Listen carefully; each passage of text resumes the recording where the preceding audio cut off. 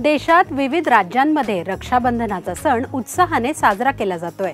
रक्षाबंधनाच्या दिवशी बहीण भावाला राखी बांधते आणि भाऊ तिला खास भेट देतो।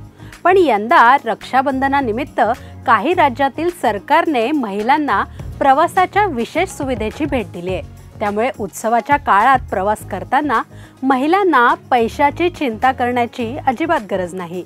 महिलांना कोणत्या राज्यामध्ये मोफत प्रवासाची सुविधा देण्यात आली आहे हे जाणून घेण्यासाठी हा व्हिडिओ शेवटपर्यंत पहा आणि हिंदुस्तान पोस्टला लाईक, शेअर आणि सबस्क्राइब करायला विसरू नका।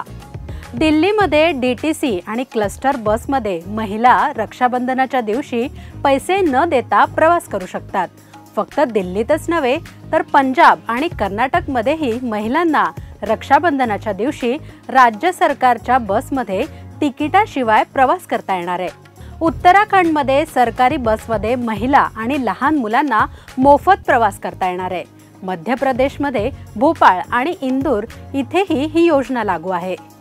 राजस्थान सरकारनेही 9 आणि 10 ऑगस्ट रोजी महिलांना राज्य परिवहन बसमध्ये मोफत प्रवास करता येईल अशी घोषणा केली आहे।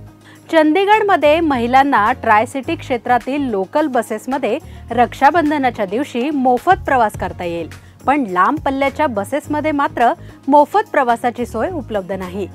आता इतक्या सगळ्या राज्यांमधल्या सरकारने महिलांना मोफत प्रवास करण्याची घोषणा केल्याने महिलांचा आर्थिक भार काही प्रमाणात कमी झालाय।